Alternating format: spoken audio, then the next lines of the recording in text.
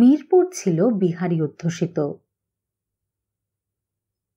এখানে মিরপুর সম্পর্কে কিছু কথা বলা প্রয়োজন বলে মনে করি।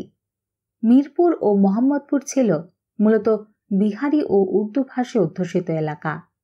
এদের মধ্যে মোহাম্মদপুরে থাকতেন শিক্ষিত বড় ব্যবসায়ী এবং চাকুরিজীবী শ্রেণী। বেশিরভাগ শ্রমিক শ্রেণী, বিশেষ করে রেলওয়ে, টিএনটি, কলকারখানা শ্রমিক এবং মাংস ব্যবসায়ী সহ ছোট ব্যবসায়ীরা মিরপুরে থাকত। পুরো মিরপুর 6টি সেকশনে বিভক্ত ছিল। সেকশনগুলো হলো 1, 2, 6, 10, 11 ও 12। এর মধ্যে 12 নং সেকশনের বাড়িগুলো ছিল অত্যন্ত ছোট এবং এটা ছিল ঘন বসতিপূর্ণ এলাকা। 1969 সালেও মিরপুর ও মোহাম্মদপুরে বাঙালি বিরোধী দাঙ্গা হয়। সে সময় বিহারিদের হাতে বেশ কজন বাঙালি হতাহত হয়। সে সময়ও সেখানে দাঙ্গা দমনে পাকিস্তান সেনাবাহিনী মোতায়েন করা হয়েছিল। ওই সময় দাঙ্গা পরিস্থিতি নিয়ে এক সন্ধ্যায় তৎকালীন গভর্নর হাউসে প্রশাসনিক ও রাজনৈতিক নেতাদের একটা বৈঠক ডাকা হয়। উদ্দেশ্য ছিল রাজনৈতিক নেতাদের সহায়তায় বাঙালি বিহারি দাঙ্গা দমন করা। পূর্ব পাকিস্তানের তৎকালীন গভর্নর অ্যাডমিরাল আহসানের সভাপতিত্বে সেখানে উপস্থিত ছিলেন তৎকালীন martial law administrator major general Khadem Hossain রাজা, মার্শাল ল অ্যাডমিনিস্ট্রেটরের বেসামরিক উপদেষ্টা ব্রিগেডিয়ার রাও ফরমান আলী, পূর্ব পাকিস্তানের প্রাক্তন মুখ্যমন্ত্রী আতাউর রহমান খান সহ বিভিন্ন রাজনৈতিক দলের নেতৃবৃন্দ। মিটিংটি অনেক রাত পর্যন্ত চলে। মিটিং শেষে যখন জেনারেল রাজার সঙ্গে গাড়িতে ঢাকা ক্যান্টনমেন্টে ফিরে যাচ্ছিলাম, তখন পথে তিনি হঠাৎ করে আমাকে বললেন, মঈন, তুমি তো আমাকে অনেক দিন থেকে চেনো, তোমার কি মনে হয় আমি প্রশাসনিক কাজে পক্ষপাতিত্ব করি? তার কথা শুনে আমি একটু হতভম্ব হই। তখন তিনি বললেন, আজ মিটিংয়ে আতাউর রহমান খান আমাকে বলে বসলেন, I must call spade a spade. Army is siding with Urdu speaking people. এই কথা শুনে আমি একটু অস্বস্তি বোধ করলাম এবং চুপ করে থাকায় শ্রেয় বলে মনে করলাম। উল্লেখ্য, ওই দাঙ্গা দমনের সময় পাকিস্তানি সেনাবাহিনীর 16 বেলুচ রেজিমেন্টের মেজর সোয়েব নামে একজন অফিসারের অধীনস্থ সৈন্যরা স্বয়ংক্রিয় অস্ত্র LMG ব্যবহার করেন। এতে বেশ কিছু বাঙালি হতাহত হয়। সাধারণত বেসামরিক প্রশাসনকে সহায়তা ও নিজের দেশের দাঙ্গা ইত্যাদি নিয়ন্ত্রণে স্বয়ংক্রিয় অস্ত্র ব্যবহার করার কথা নয়। যা হোক, পরে এক তদন্তে মেজর সোয়েবকে এর জন্য দায়ী করা হয় এবং জেনারেল রাজা তার পদোন্নতি আটকে দেন। 1971 সালের 25শে মার্চ মধ্যরাতের পর থেকে বিহারিরা ঢাকা শহরের বিভিন্ন স্থানে, বিশেষ করে মোহাম্মদপুর, শ্যামলী, মিরপুর, পল্লবী ইত্যাদি এলাকায় হত্যা ও লুটপাট চালায়। মোহাম্মদপুর ও মিরপুর এলাকার বাঙালি অধিবাসীরা তাদের হাতে নিহত হয় কিংবা পালিয়ে যেতে বাধ্য হয়। ওই সময় ঢাকায় কর্মরত দেশি ও বিদেশি সাংবাদিকদের মতে 26 তারিখ থেকে পরবর্তী এক সপ্তাহে পাকিস্তান আর্মির সহায়তায় বিহারিরা এসব এলাকার প্রায় 2000 বাঙালিকে হত্যা করে। 26শে মার্চকে তারা প্রতিশোধ দিবস হিসেবে ঘোষণা দিয়ে লুটপাট ও হত্যাযজ্ঞ চালায়। তাদের মতে 71 সালের অসহযোগ আন্দোলনের সময় বাঙালিদের হাতে লাঞ্ছিত ও হয়রানির কারণে তারা প্রতিশোধ নেয়। যুদ্ধের সময় বাঙালি ইপিআর, বর্তমানে বিটিআর, আর্মড পুলিশ ব্যাটালিয়ন ও পুলিশ সদস্যরা নিহত বা পালিয়ে গিয়ে যুদ্ধে যোগ দেওয়ায় পাকিস্তান বাহিনী প্রায় 20,000 বিহারিকে অস্ত্র প্রশিক্ষণ দেয় এবং এদের নিয়ে সিভিল আর্মড ফোর্সেস CAF গঠন করে। এছাড়া স্থানীয়ভাবে রাজাকার, আলবদর ইত্যাদি বাহিনীতেও এরা যোগ দেয় এবং 9 মাস পাকিস্তান বাহিনীর সহযোগী হিসেবে কাজ করে। 16 ডিসেম্বর পাকিস্তান সেনাবাহিনী আত্মসমর্পণ করলেও সিএএফ সহ পাক বাহিনীর এসব সহযোগী আত্মসমর্পণ করেনি। উপরন্তু তারা অস্ত্রশস্ত্র নিয়ে বিশেষ করে মিরপুরে আশ্রয় নেয়।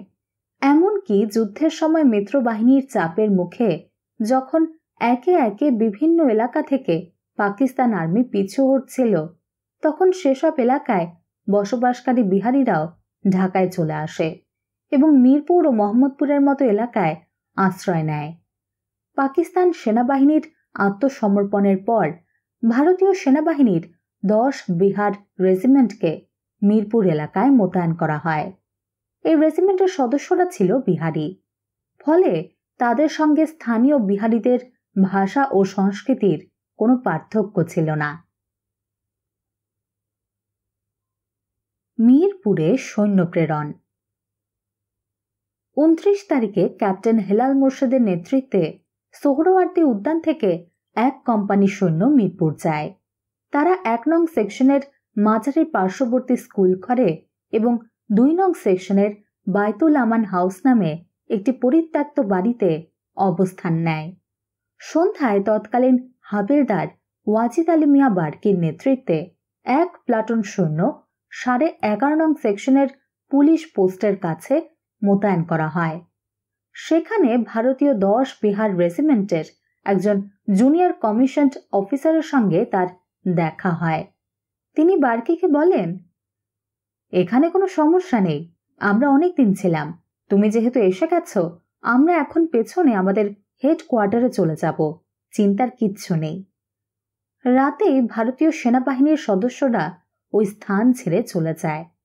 এদিকে ক্যাপ্টেন হেলাল মোর্শেদকেও একজন ভারতীয় মেজর 2 নং সেকশনে একইভাবে আশ্বস্ত করেন এবং বলেন, মাঝে মাঝে রাতের বেলায় বাঙালি যুবকরা বিহারিদের সঙ্গে গুলি বিনিময় করে, এছাড়া তেমন কোনো সমস্যা নেই।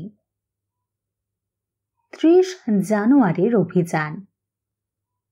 রাত শেষে 30 জানুয়ারির সকালে পুলিশ এসে সেনাবাহিনীর সদস্যদের সঙ্গে যোগ দেয়। এরপর তারা 12 নং সেকশনে যায় এবং বিভিন্ন পয়েন্টে সৈন্য মোতায়েন করে। উদ্দেশ্য ছিল পুলিশ বাড়ি ঘরে তল্লাশি করে চিহ্নিত লোকজনকে গ্রেপ্তার করবে এবং সেনাবাহিনী তাদের সহায়তা করবে।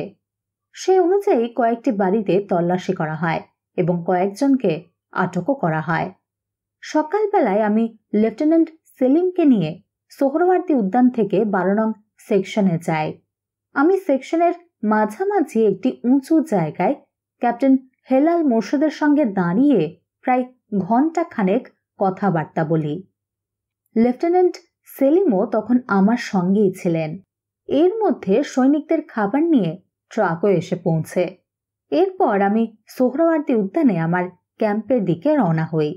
লেফটেন্যান্ট সেলিম মোর্শেদের সঙ্গে থেকে যান।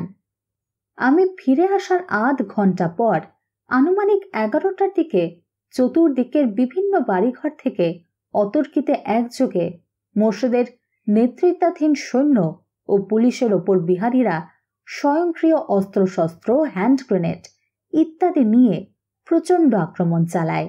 এই অতর্কিত আক্রমণের জন্য পুলিশ ও সেনাবাহিনী মোটেই প্রস্তুত ছিল না। ফলে চারদিকের প্রচণ্ড আক্রমণের মাঝে পড়ে পুলিশ ও সৈন্যরা হতাহত হয়। তারা পাল্টা আক্রমণের তেমন কোনো সুযোগই পায়নি। লেফটেন্যান্ট সেলিম, সুবেদার মোমেন, নায়েক তাজুল সহ অনেকে ঘটনাস্থলেই নিহত হন। কোম্পানি কমান্ডার হেলাল মোর্শেদ আহত হন, তার কাঁধে গুলি লাগে। আহত অবস্থায়ও সৈন্যরা পাল্টা আক্রমণের চেষ্টা করে। এদিকে 11.5 নং সেকশনে অবস্থান নেওয়া হাবিলদার বার্কির প্লাটুনের সৈন্যদের ওপরও বিহারিরা আক্রমণ চালায়, কিন্তু তারা সে আক্রমণ প্রতিহত করে এবং বিহারিদের অনেকে হতাহত হয়। বিহারিরা পুলিশ ফাঁড়ি দখল করতে ব্যর্থ হয় এবং পিছু হটে যায়। ওই ফাঁড়িতে 10 থেকে 12 জন পুলিশও ছিল। সেখানে আমাদের কোনো সৈন্য বা পুলিশ হতাহত হয়নি। এই আক্রমণের খবর শুনে আমি আমার অধীনস্থ তৎকালীন মেজর মতিউর রহমানের নেতৃত্বাধীন বি কোম্পানি নিয়ে 12 নং সেকশনের উল্টো দিকে টেলিফোন এক্সচেঞ্জের কাছে অবস্থান নিই। সেখানে গিয়েই আমি প্রথমে 12 নং সেকশনের ভেতরে আটকে পড়া সৈন্যদের সঙ্গে যোগাযোগ স্থাপনের চেষ্টা করি, কিন্তু তাদের সঙ্গে যোগাযোগ স্থাপনে ব্যর্থ হই। এরপর মিরপুর এক্সচেঞ্জ থেকে 11.5 নং সেকশনে অবস্থিত পুলিশ ফাঁড়িতে ফোন করে হাবিলদার বার্কির সঙ্গে যোগাযোগ স্থাপন করি। তখনও তার ওপর এবং আমাদের অবস্থান মিরপুর টেলিফোন এক্সচেঞ্জের দিকে লক্ষ্য করে বিহারীরা গুলি ছুড়ছিল। গোলাগুলির মধ্যে হাবিলদার বার্কি আমাকে বিস্তারিত জানালো এবং বলল বিহারীরা তাদের দিকে অগ্রসর হওয়ার চেষ্টা করছে। আমি তাকে ওই অবস্থানে থাকতে আদেশ দেই। এর পরপরই বিকাল 4টার দিকে আমরা টেলিফোন এক্সচেঞ্জের ওপর এবং কাছাকাছি এলাকা থেকে 12 নং সেকশনের ওপর ভারী অস্ত্রশস্ত্র, মেশিন গান ইত্যাদি নিয়ে আক্রমণ চালায়। সন্ধ্যার পর যখন সশস্ত্র বিহারীরা বার্কির অবস্থানের দিকে আবার অগ্রসর হচ্ছিল, তখন 81 মিলিমিটার মর্টারের গোলা নিক্ষেপ করি। আধ ঘন্টা এভাবে চলার পর বিহারীদের গোলাগুলি বন্ধ হয়ে যায়। রাতে বার্কিকে তার সৈন্যদের নিয়ে সেখানেই থাকতে আদেশ দেই। রাত বাড়ার সঙ্গে সঙ্গে বিহারীরা আবার থেমে থেমে আমাদের লক্ষ্য করে গুলি বর্ষণ শুরু করে এবং বার্কির প্লাটুনের অবস্থান দখল করতে চেষ্টা করে। পরদিন সকালে সোহরওয়ার্দী উদ্যান থেকে আরো ভারী অস্ত্রশস্ত্র সহ আমার পুরো ব্যাটালিয়ন 2য় ইস্ট বেঙ্গলকে মিরপুরে নিয়ে আসি। সৈন্যদের চারদিকে সতর্কতার সঙ্গে মোতায়েন করার পর 12 নং সেকশনে যায়। 2 জন ভারতীয় সিনিয়র সেনা অফিসারও আমার সঙ্গে যান। 12 নং সেকশনে গিয়ে একটি খোলা জায়গায় বিহারীদের বেশ কিছু মৃতদেহ দেখতে পায়। মৃতদেহগুলো একটা শামিয়ানার নিচে সারিবদ্ধভাবে রাখা ছিল এবং বেশ কিছু মহিলা, যাদের বেশিরভাগ বৃদ্ধা, পাশে বসে কোরআন তেলাওয়াত করছিলেন। আমি তাদেরকে পুরুষ লোকজন এবং অস্ত্রশস্ত্র সম্পর্কে জিজ্ঞাসা করলাম। তারা কিছু জানেন না বলে জানান। ওই দিন পুরো 12 নং সেকশনে কোনো পুরুষ লোক ছিল না।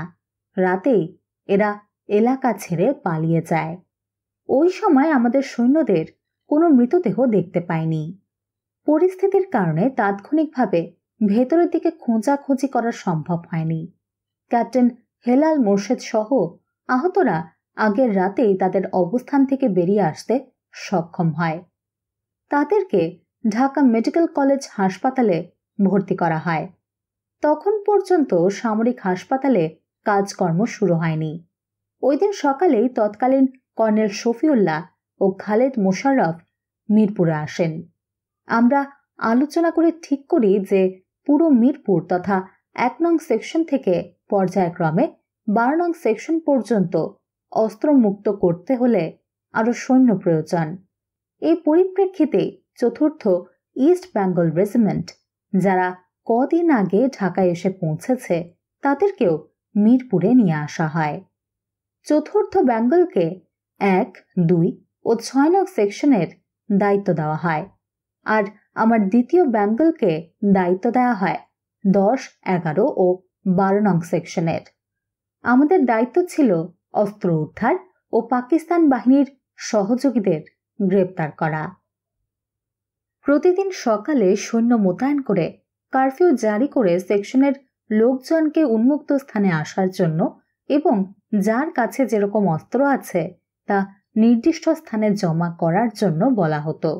অস্ত্র, গোলাবারুদের অবস্থান পরীক্ষা করে দেখার জন্য বাড়ি ঘর খালি করতে বলা হতো। এতে কিছু স্থান থেকে বাধা আসে, আমরা তা শক্ত হাতে দমন করি। 30 তারিখের পর আমাদের কেউ হতাহত হয়নি, বরং আদেশ অমান্য করার কারণে তাদের অনেকেই হতাহত হয়। এভাবে আমরা 10 দিনের মতো মিরপুরে তল্লাশি চালাই এবং বিস্তারিত পরিকল্পনা করে সমস্ত অবাঙালি এবং তাদের সহযোগীদের মিরপুর থেকে ঢাকার অদূরে মুরাপাড়ায় একটি অস্থায়ী ক্যাম্পে সরিয়ে নেই। পুলিশ বেছে বেছে কিছু রাজাকার এবং তাদের সহযোগীদের গ্রেপ্তার করে। এভাবে প্রতিদিন মিরপুর থেকে অস্ত্র উদ্ধার করা হয়। আমার এলাকা, বিশেষ করে 11 ও 12 নং সেকশন থেকে কয়েক ট্রাক বিভিন্ন ধরনের স্বয়ংক্রিয় অস্ত্র ও গোলা বারুদ উদ্ধার হয়। মিরপুরের অনেক বাড়িঘর ছিল দুর্গের মতো। শেষ পর্যন্ত মিরপুর এলাকাকে জনশূন্য করা হয়। এ সময় থেকে ভারতীয় বাহিনী আস্তে আস্তে ঢাকা ত্যাগ করতে শুরু করে। মিরপুর থেকে আমরা প্রথমবারের মতো ঢাকা সেনানিবাসের তৎকালীন আইয়ুব লাইন, বর্তমানে শহীদ মান্নান লাইনে এসে স্থায়ী হই। নায়েক মান্নান মুক্তিযুদ্ধের সময় সিলেটের কাছে একটি চা বাগানে পাকিস্তানিদের সঙ্গে হাতাহাতি যুদ্ধে শহীদ হন। তিনি ছিলেন দ্বিতীয় বেঙ্গলের সৈনিক এবং একজন ভালো বাস্কেটবল খেলোয়াড়। 72-এ জেনারেল আইয়ুব খানের নামানুসারে দেওয়া আইয়ুব লাইনের নাম পরিবর্তন করে এই বীর সৈনিকের নামেই ওই লাইনের নামকরণ করা হয়। সেনানিবাসে এসে মিরপুরে 30 জানুয়ারির হতাহতদের ব্যাপারে বিস্তারিত অনুসন্ধান শুরু করি। সেই দিন বিহারিদের আক্রমণের মুখে বেঁচে যাওয়া সেনা সদস্যদের কাছ থেকে ঘটনার আদ্যোপান্ত শুনি। বিশেষ করে ডি কোম্পানির অধিনায়ক ক্যাপ্টেন হেলাল মোর্শেদ ও প্লাটুন কমান্ডার হাবিলদার ওয়াজেদ আলী মিয়া বার্কির ঘটনার বিস্তারিত জানান। বার্কির প্লাটুনের কোনো সৈন্য হতাহত হয়নি, তবে 12 নং সেকশনের ভেতরে অবস্থানকারী বাকি 2 প্লাটুনের প্রায় 42 জন সেনা সদস্য নিহত হন। এছাড়া কর্তব্যরত বেশ কয়েকজন পুলিশও হতাহত হন। নিহত সেনা সদস্যদের মধ্যে উল্লেখযোগ্য ছিলেন second lieutenant S M. Kamrul Hasan Selim, subedar Abdul Mumin, havildar Waliullah, Hanif, Naik হাফিজ, তাজুল হক প্রমুখ। এছাড়া ক্যাপ্টেন মোর্শেদ ও নায়েক আমির হোসেন সহ কয়েকজন আহত হন। নিহতদের মধ্যে লেফটেন্যান্ট সেলিম সহ মাত্র কয়েকজনের মৃতদেহ দিন দুয়েক পর পাওয়া যায়। পুরো এলাকা জনশূন্য করার পরও বাকিদের মৃতদেহ পাওয়া যায়নি। 30 জানুয়ারি রাতে সম্ভবত বিহারিরা সেগুলো সরিয়ে ফেলে। প্রসঙ্গ জহির রায়হান। এদিকে 31 জানুয়ারি থেকে পত্রপত্রিকায় সাংবাদিক ও চলচ্চিত্র পরিচালক জহির রায়হানের নিখোঁজ হওয়ার খবর বের হতে থাকে। কিছু লোক, সম্ভবত তার আত্মীয় স্বজন ও বন্ধুবান্ধব, মিরপুরে এসে তাঁর সম্পর্কে খোঁজ খবর নেওয়ার চেষ্টা করেন। তখন আমি তাকে নামে চিনতাম না বা তাঁর সম্পর্কে বিশেষ জানতাম না। এরই মধ্যে একদিন একজন পুলিশ কর্মকর্তা, যার নাম আজ মনে নেই, সেনানিবাসে 2য় বেঙ্গল রেজিমেন্টে আমার সঙ্গে দেখা করতে আসেন। তিনি জহির রায়হানের ছবিও নিয়ে আসেন। তিনি সৈন্যদের সঙ্গে এ ব্যাপারে কথা বলার জন্য অনুমতি চান। বিস্তারিত আলাপের পর আমি ওই দিন মিরপুরে উপস্থিত সৈন্যদের কয়েকজনের সঙ্গে তার কথা বলার ব্যবস্থা করে দিই। সেনার সদস্যদের সঙ্গে কথা বলে তিনি আবার আমার অফিসে আসেন। আলাপে তিনি আমাকে জানান, আপনাদের সঙ্গে কথাবার্তা বলে এবং আমাদের তদন্তে মনে হচ্ছে জহির রায়হান সৈন্য ও পুলিশের সঙ্গে গুলি বিনিময়ের সময় বিহারিদের গুলিতে নিহত হয়েছেন। অবশ্য এর আগেই আমরা যখন নিজেদের সদস্যদের হতাহতের খোঁজ খবর তথা প্রাথমিক তদন্ত শুরু করি, তখনই সৈন্যদের সঙ্গে একজন বাঙালি বেসামরিক লোক নিহত হয় বলে তথ্য বেরিয়ে আসে। ঘটনা বিশ্লেষণে বোঝা যায় যে তিনিই ছিলেন জহির রায়হান। জহির রায়হানের মিরপুর যাওয়া নিয়ে অনেক ধরনের কথা প্রচলিত আছে, তবে এটা সত্যি যে তিনি তার ভাই শহীদুল্লাহ কায়সারের খোঁজে মিরপুর যান। ভোরবেলায় তিনি মিরপুরে গেলে সৈন্যরা তাকে ভেতরে যেতে বাধা দেয়। পরে সৈনিকেরা তাকে 2 নং সেকশনে কোম্পানি অধিনায়ক ক্যাপ্টেন হেলাল মোর্শেদের কাছে নিয়ে যায়। ক্যাপ্টেন মোর্শেদ তখন পুলিশ ও তার প্লাটুন কমান্ডারদের নিয়ে সমন্বয় সভায় ব্যস্ত। ক্যাপ্টেন মোর্শেদকে তার আসার উদ্দেশ্য জানানোর পর তিনি দূর থেকে সংশ্লিষ্ট সেনার সদস্যকে বলেন যে ঠিক আছে, তিনি পুলিশের সঙ্গে ভেতরে যেতে পারেন। এই বলে ক্যাপ্টেন মোর্শেদ তাঁর কাছে ব্যস্ত হয়ে পড়েন।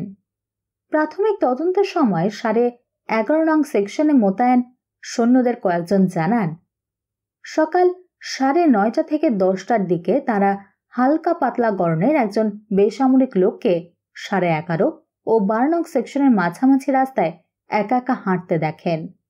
এছাড়া জহির রায়হানের ছবি দেখার পর সৈন্যদের কয়েকজন ওই রকম গড়নের একজনকে সেখানে দেখেন বলেও জানান। 11টার দিকে বিহারিরা সৈন্যদের ওপর আক্রমণ করে। অতর্কিত সেই আক্রমণে সৈন্যদের সঙ্গে তিনিও নিহত হন। তবে ঠিক কোন জায়গায় তিনি নিহত হন তখন তার সঠিক কেউ বলতে পারেনি। 42 জন সেনা সদস্যদের মধ্যে 3-4 জনের মৃতদেহ পাওয়া যায়। জহির রায়হান সহ বাকি কারোরই মৃতদেহ পাওয়া যায়নি। পিলখানায় সংঘর্ষ। মিরপুরের ঘটনার খুব সম্ভবত 1 বা 2 দিন পর আজিমপুরে অবস্থিত তৎকালীন ইপিআর, বর্তমানে বিটিআর এর সদর দপ্তরে দারুণ অসন্তোষ ও বিশৃঙ্খলা দেখা দেয়।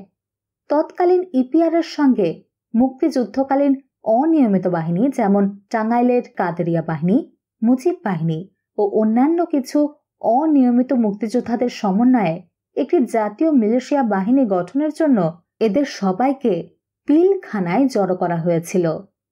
তৎকালীন অবসরপ্রাপ্ত ক্যাপ্টেন ও আগরতলা মামলার অন্যতম আসামি নুরুজ্জামানকে এই বাহিনী গঠনের দায়িত্ব দেওয়া হয়। ক্যাপ্টেন নুরুজ্জামান 1969 সালে আগরতলা ষড়যন্ত্র মামলায় আসামি হওয়ায় সেনাবাহিনী থেকে অবসর পান। পরে তিনি ব্যবসায় জড়িয়ে পড়েন।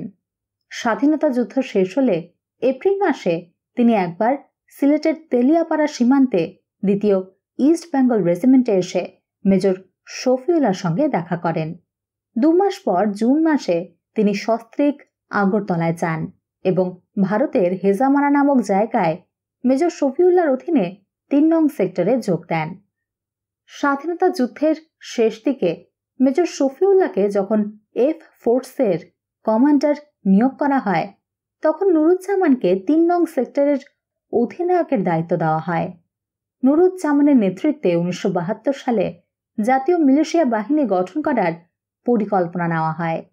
ঘটনার দিন পিলখানায় তিনি যখন সমবেতদের উদ্দেশ্যে বক্তৃতা করছিলেন তখন সাবেক ইপিআর এর সৈন্যগণ মিলিশিয়া বাহিনী গঠনের পদ্ধতি ও অন্যান্য বিষয় নিয়ে প্রশ্ন তোলেন এবং এক পর্যায়ে সেখানে সংঘর্ষ বেঁধে যায়।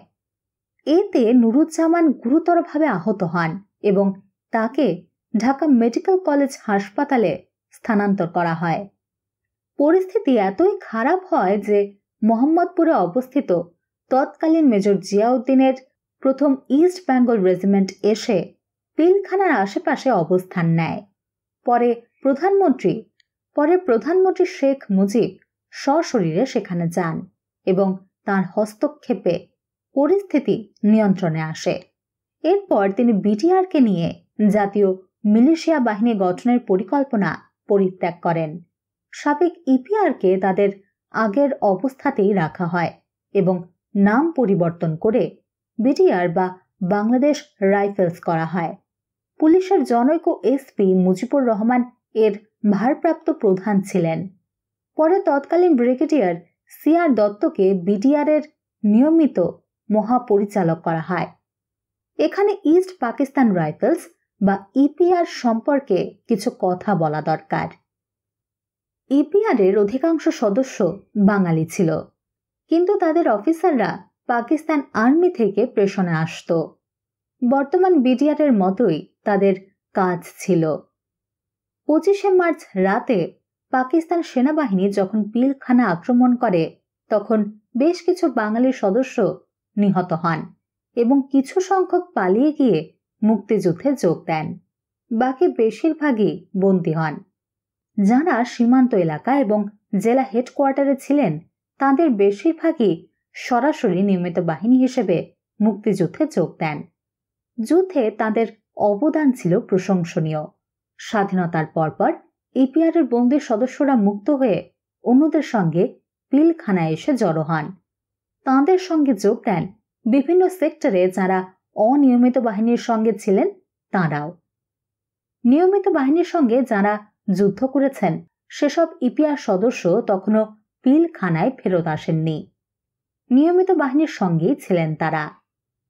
ওই দিন পিলখানায় যখন ইপিআর বিলুপ্ত করে তখন অনিয়মিত বাহিনীর সদস্যদের সমন্বয়ে জাতীয় মিলিশিয়া গঠনের প্রক্রিয়া শুরু হয়। তখন পিলখানায় অবস্থিত এসব সাবেক ইপিআর এর সদস্যরা উত্তেজিত হয়ে পড়েন এবং বিশৃঙ্খলা সৃষ্টি করেন। যা হোক, পরে তাদের বিটিআর নামে পূর্বাবস্থায় রাখা হয় এবং পিলখানায় তাদের সদর দপ্তর হিসেবে থেকে যায়। পরে নিয়মিত বাহিনী তথা ইস্ট বেঙ্গল রেজিমেন্টের তৎকালীন ইপিআর সদস্যরা বিটিআরে এসে যোগ দেন। যদিও কিছু সংখ্যক সদস্য, যেমন আমার অধীনে দ্বিতীয় বেঙ্গলে ৩ কি ৪ জন ইপিআর সদস্য স্থায়ীভাবে সেনাবাহিনীতে থেকে যান। এদের মধ্যে অন্তত 2 জনের নাম আজও আমার মনে পড়ে। তাঁরা হলেন সুবেদার আক্তার, যিনি আখাউড়া যুদ্ধে আহত হন, এবং নায়েব সুবেদার হেলাল। রক্ষী বাহিনী গঠন। বাকি অনিয়মিত বাহিনীর সদস্যদের নিয়ে পরে রক্ষী বাহিনী গঠন করা হয়। এদের বেশিরভাগই ছিল কাদের সিদ্দিকীর বাহিনী ও মুজিব বাহিনীর সদস্য। ক্যাপ্টেন নুরুজ্জামানকে তাদের প্রধান করা হয়। রক্ষী বাহিনীর সদর দপ্তর করা হয় শেরেবাংলা নগরে। ওই বাহিনীর পোশাক ছিল ভারতীয় বাহিনীর তৎকালীন পোশাকের মতো জলপাই রঙের। তাদের অধিনায়কদের লিডার বলা হতো। তাদের উপরে ছিলেন ডেপুটি ডাইরেক্টরস ও ডাইরেক্টর। তাদের সদস্যদের রক্ষী বলা হতো। এখানে কাদেরিয়া বাহিনী ও মুজিব বাহিনীর গঠন বিষয়ে কিছু বলা প্রয়োজন। কাদের সিদ্দিকী ছিলেন বেঙ্গল রেজিমেন্টের একজন সাবেক সৈনিক। মুক্তিযুদ্ধের সময় তিনি টাঙ্গাইলে বেশ বড় ধরনের একটি অনিয়মিত বাহিনী গড়ে তোলেন এবং 9 মাস জুড়ে সখীপুর, ভুয়াপুর সহ টাঙ্গাইলের পুরো এলাকায় প্রতিরোধ করে তোলেন। স্বাধীনতার পর বেশ ঘটা করে তিনি ও তার বাহিনী প্রধানমন্ত্রী শেখ মুজিবের কাছে অস্ত্র সমর্পণ করেন। তার সেই বাহিনীর সদস্যরাই রক্ষী বাহিনীতে যোগ দেন। আরেকটি হল মুজিব বাহিনী বা বাংলাদেশ লিবারেশন ফোর্স, সংক্ষেপে বিএলএফ। স্বাধীনতা যুদ্ধের সময় মে মাসের শেষ কিংবা জুনের প্রথম দিকে শেখ ফজলুল হক মনি, আব্দুর রাজ্জাক, তোফায়েল আহমেদ ও সিরাজুল আলম খানের উদ্যোগে এ বাহিনীর জন্ম হয়। এ বাহিনী অস্থায়ী মুজিবনগর সরকার এবং স্বাধীনতা যুদ্ধে মিত্র বাহিনীর কমান্ডার জেনারেল অরোরার নিয়ন্ত্রণের বাইরে ছিল। ভারতীয় এক্সটার্নাল ইন্টেলিজেন্স ও রয়ের প্রধান এবং ভারতীয় মন্ত্রী পরিষদের অধীনস্থ সচিব আর.এন. কাওয়ের অধীনে ভারতীয় স্পেশাল ফ্রন্টিয়ার ফোর্স এসএফএফ এর commander major general SS. Uban এদের প্রশিক্ষণ ও পরিচালনের তত্ত্বাবধান করতেন। তাঁর মতে মুজিব বাহিনীর সদস্যদের নির্বাচন করা হতো 4 যুব ও ছাত্র নেতার সুপারিশে। ভারতের একটি গোপন এলাকায় এদের ট্রেনিং দেওয়া হতো। প্রশিক্ষণের দায়িত্বে ছিলেন ব্রিগেডিয়ার টি.এস. ওবেরয়। প্রশাসনের দায়িত্বে ছিলেন কর্নেল বি.ডি. কুশাল। মিত্র বাহিনীর কমান্ডার লেফটেন্যান্ট জেনারেল অরোরার নিয়ন্ত্রণের বাইরে সরাসরি ইন্টেলিজেন্সের অধীনে এই বাহিনী গঠন করা ও তার নিয়ন্ত্রণ নিয়ে ভারতীয় সেনা প্রশাসনে ভুল বোঝাবুঝির সৃষ্টি হয়। এছাড়া প্রবাসী মুজিবনগর সরকারও এ ব্যাপারে অসন্তুষ্ট ছিলেন। তবে কি পরিমাণ লোকজনকে এই বাহিনীর অধীনে প্রশিক্ষণ দেওয়া হয় তা আমার জানা নেই। 9 মাসের যুদ্ধে আমার এলাকায় এই বাহিনীর কোনো কর্মতৎপরতা আমার নজরে আসেনি। তবে মেজর জেনারেল এস.এস. ওবান, যিনি নিজেকে মুক্তিযুদ্ধের সময় ওই বাহিনীর সর্বময় সামরিক কর্তা ছিলেন বলে দাবি করেন, তিনি 1985 সালে তাঁর লিখিত Phantoms of Chittagong the fifth army in Bangladesh নামক গ্রন্থে বলেন যে মুজিব বাহিনী যুদ্ধের সময় পার্বত্য চট্টগ্রামে তাঁর নিয়ন্ত্রিত ভারতীয় SFF এর সহযোগী হিসেবে কাজ করে। এখানে SFF সম্পর্কে কিছু বলতে হয়। 1962 সালে চীন ভারত যুদ্ধের পর ভারতীয় গোয়েন্দা বাহিনীর অধীনে এই ফোর্স গঠন করা হয়। SFF এর বেশিরভাগ সদস্য ছিল উত্তর ভারতের উপজাতীয় সম্প্রদায়ের। মূলত গেরিলা যুদ্ধের জন্য এই বাহিনী গঠন করা হয়। বাংলাদেশের মুক্তিযুদ্ধের সময় এই SFF কে পার্বত্য চট্টগ্রামে নিয়োজিত করা হয়। এর মূল কারণ ছিল ভারতের লুসাই পাহাড় অঞ্চলের উপজাতি মিজোরা তাদের আবাসভূমি মিজোরামের স্বাধীনতার জন্য 60-এর দশকের প্রথম থেকে লাল ডেঙ্গার নেতৃত্বে ভারতীয় সেনাবাহিনীর সঙ্গে গেরিলা যুদ্ধে লিপ্ত ছিল।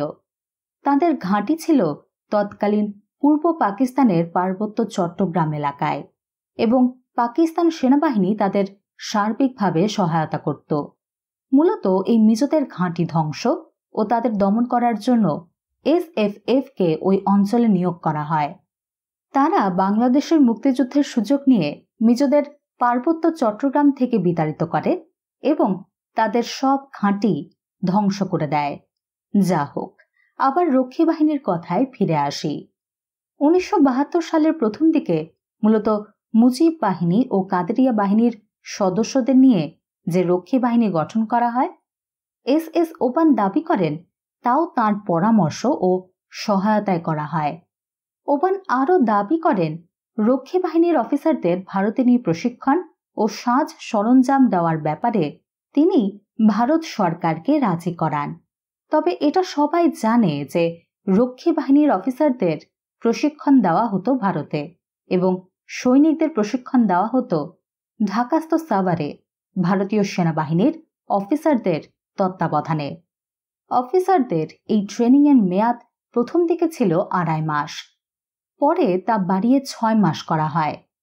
প্রশিক্ষণ শেষে তাদের দেশের আইন শৃঙ্খলা রক্ষার কাজে নিয়োজিত করা হয়।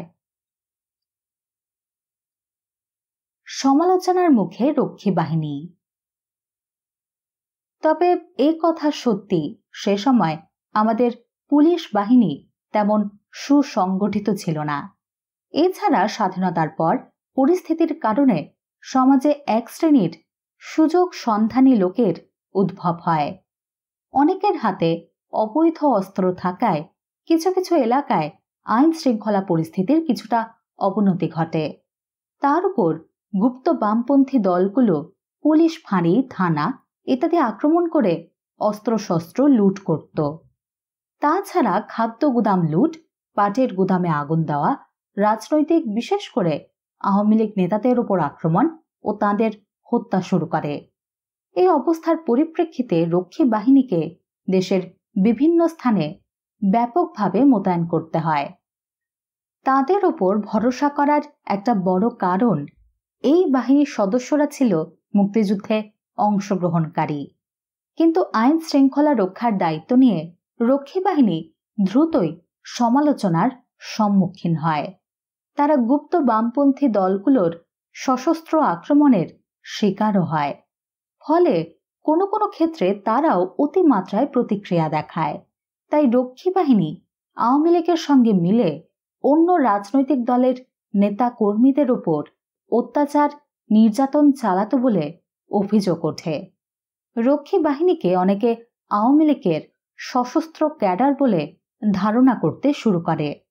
ফলে রক্ষী বাহিনী নিয়ে সমাজের বিভিন্ন স্তরে তথা পুলিশ, বিডিআর ও সেনাবাহিনীতে চরম বিরূপ প্রতিক্রিয়া দেখা দেয়।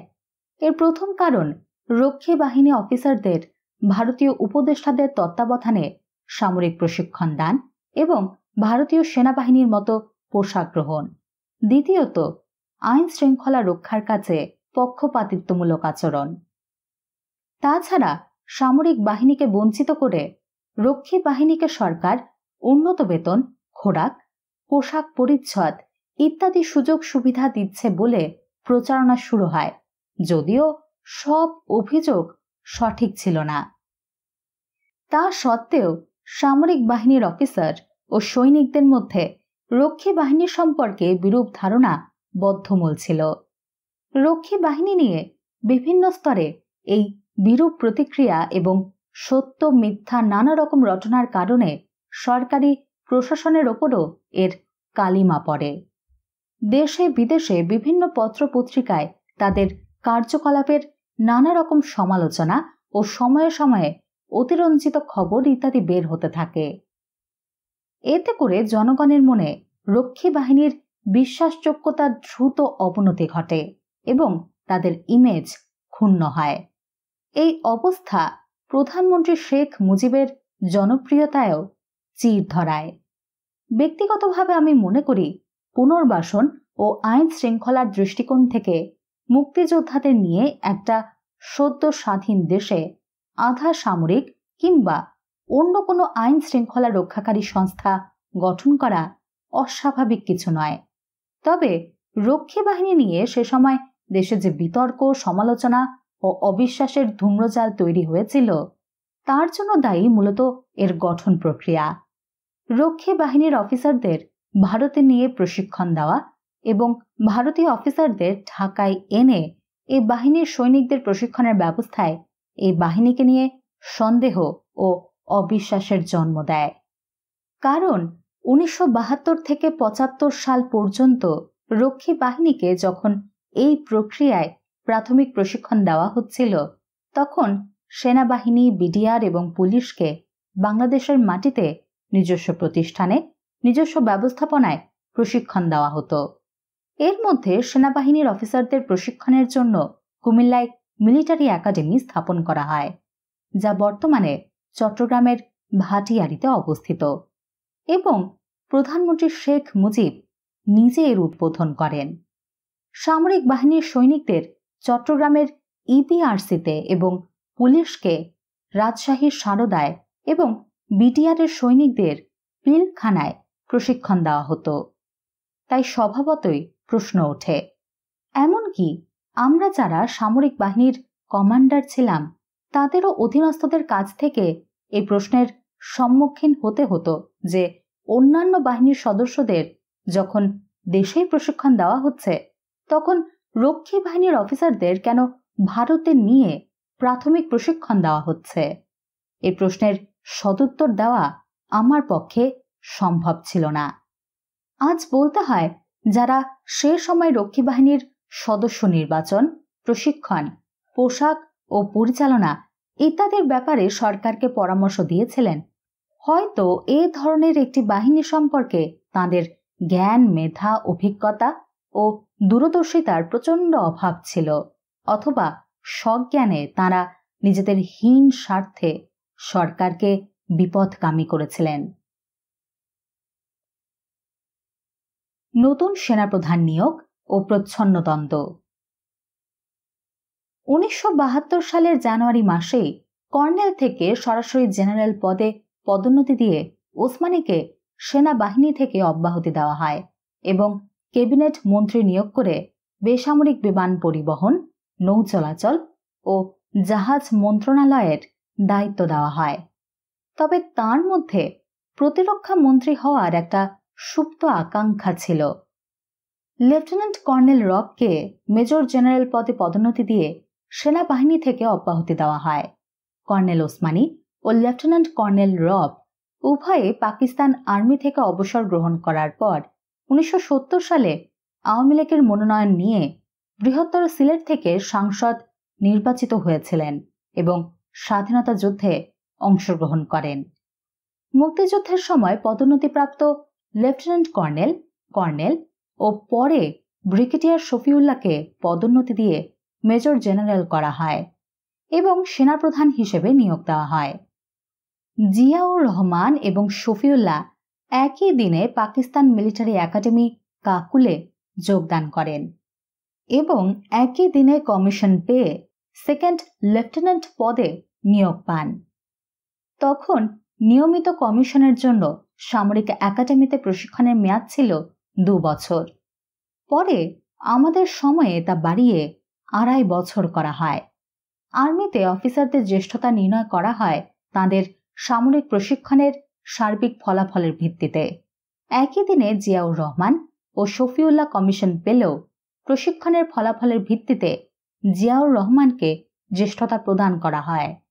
জেনারেল জিয়া জ্যেষ্ঠ হওয়া সত্ত্বেও তাকে আর্মিতে রেখে জেনারেল শফিউল্লাহকে সেনা প্রধান নিয়োগ করায় নৈতিক দিক দিয়ে সেনাবাহিনী পরিচালনায় স্বভাবতই তার দুর্বলতা থাকার কথা। এই নিয়োগ সম্পর্কে পরবর্তীকালে আমি কথা প্রসঙ্গে জেনারেল রবকে জিজ্ঞাসা করি। উত্তরে তিনি আমাকে জানান, প্রধানমন্ত্রী ও প্রতিরক্ষা মন্ত্রী শেখ মুজিবের কাছে স্বাধীনতা যুদ্ধে অংশগ্রহণকারী সিনিয়র অফিসারদের তালিকা তিনি এবং জেনারেল জিয়া নিয়ে গেলে শেখ মুজিব শফিউল্লাহকে সেনা প্রধান নিয়োগ করেন। এ ব্যাপারে তার এবং জেনারেল ওসমানীর কোনো সুপারিশ ছিল না বলে তিনি আমাকে জানান। সে সময় দেশে 5টি ব্রিগেড ছিল, কোনো ডিভিশন ছিল না।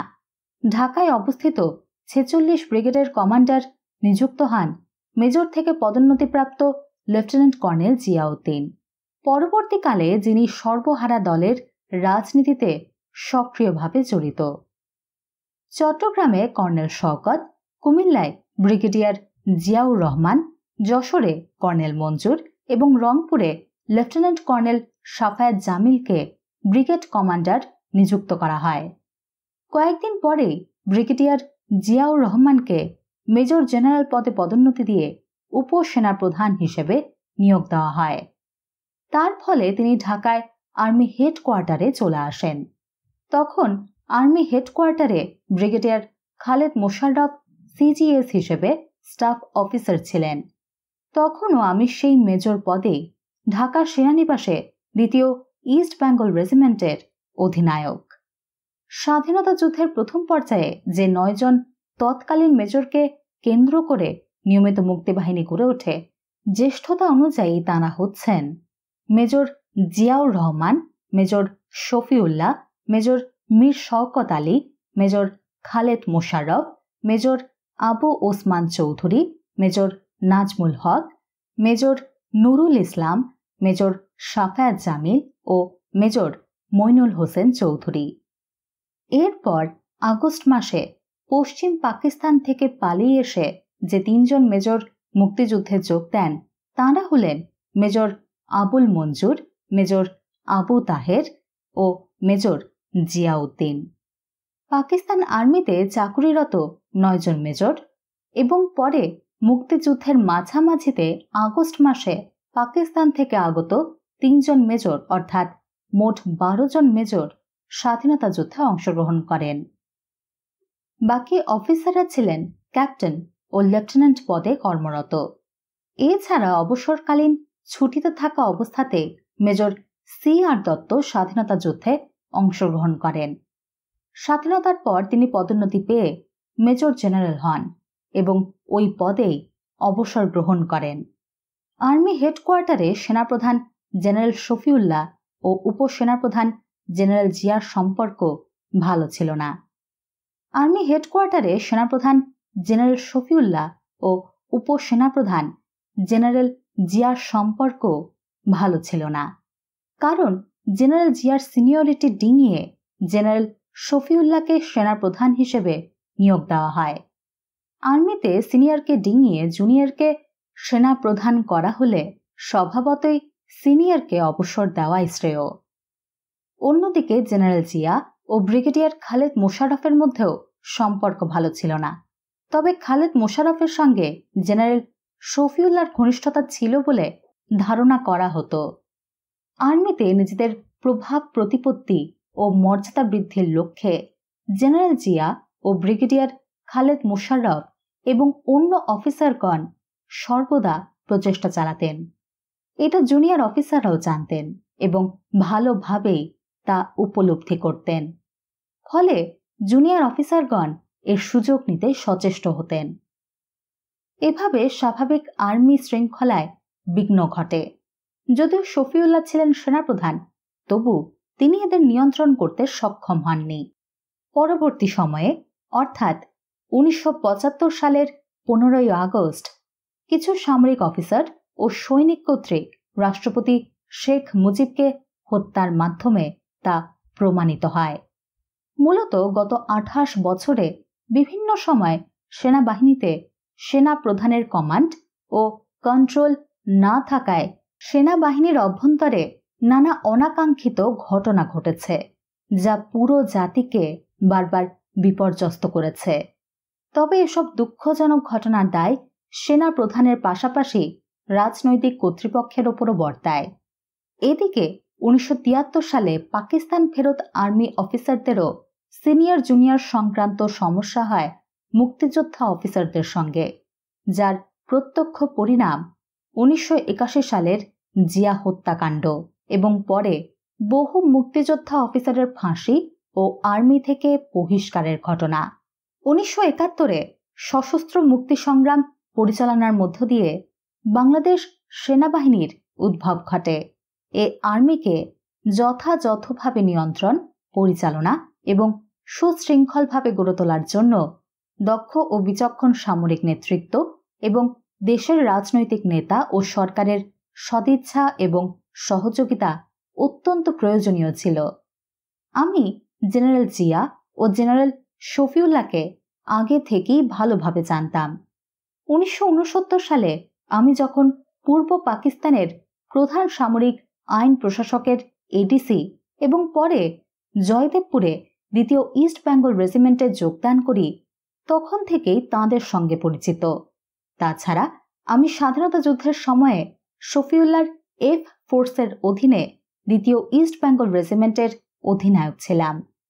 জিয়ার অধীনেও আমি জেড ফোর্সে কয়েক মাস প্রথম ইস্ট বেঙ্গল রেজিমেন্টের অধিনায়ক ছিলাম, তাই যুদ্ধকালে তাদের অনেক কাজ থেকে দেখেছি। শফিউল্লাহ ও জিয়ার এ প্রভাব বিস্তারের দ্বন্দ্ব চলাকালে সিনিয়র অফিসারদের মধ্যে শওকত, তাহের, জিয়াউদ্দিন এবং মঞ্জুর প্রত্যক্ষ ও পরোক্ষভাবে জিয়াকে সমর্থন দিতেন।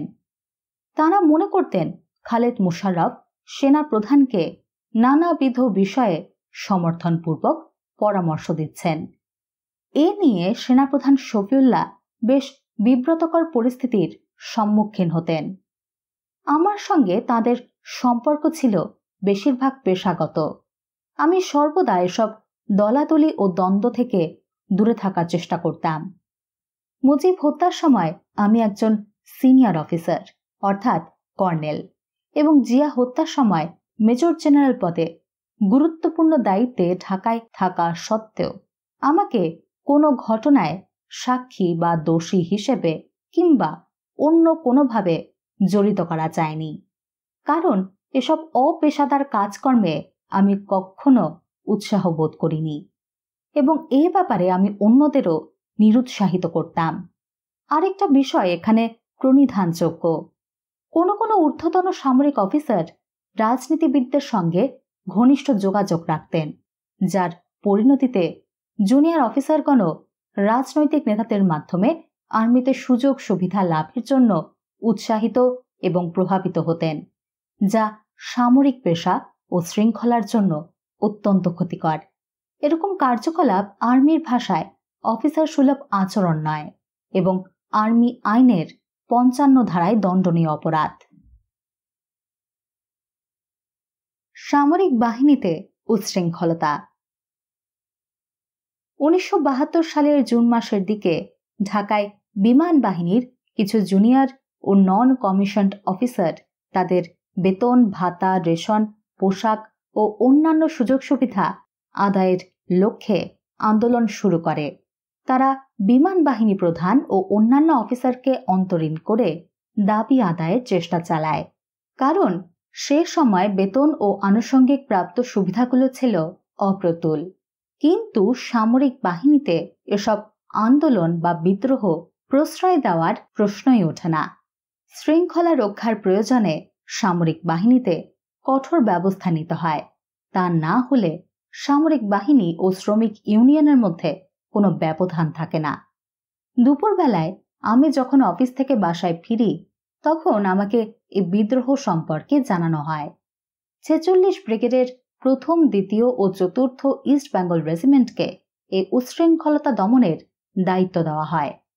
আমরা যথারীতি সেখানে গিয়ে এই উচ্ছৃঙ্খলতা দমনের ব্যবস্থা করি। পাকিস্তানি যুদ্ধবন্দীদের ঢাকায় রাখার জন্য কাঁটা তারের বেড়া দিয়ে ঢাকা সেনানিবাসে নির্মাণ করা হয়েছিল তৎকালীন সিগন্যাল অফিসার্স মেস।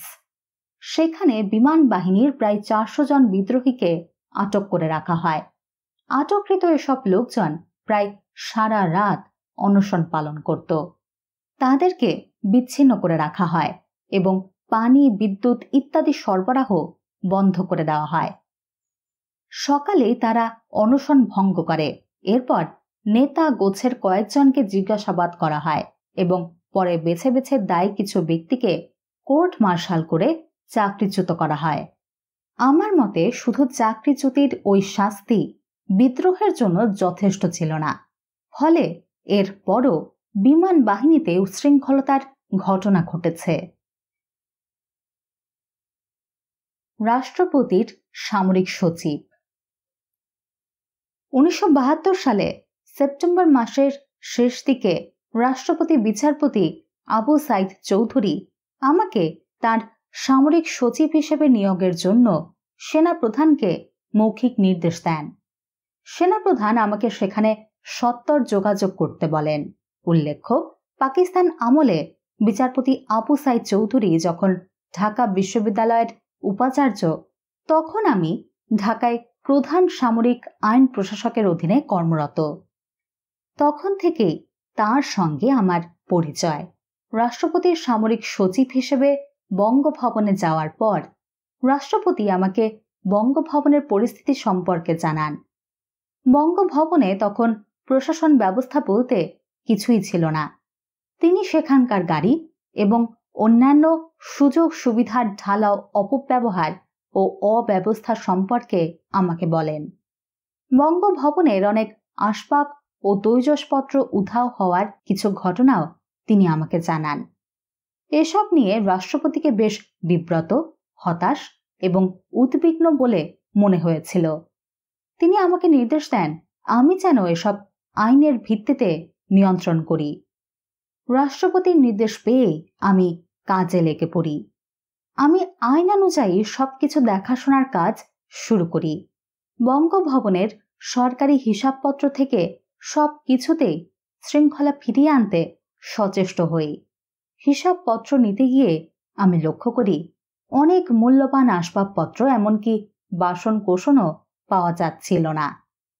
অল্প যে কদিন রাষ্ট্রপতি আবু সাইদ চৌধুরীকে আমি কাজ থেকে দেখেছি, তাতে আমার মনে হয়েছে তিনি চাইতেন রাষ্ট্রপতির অফিসের গাম্ভীর্য, স্বাতন্ত্র্য, শৃঙ্খলা ও নিয়মানুবর্তিতা যাতে পুঙ্খানুপুঙ্খভাবে পালিত হয়।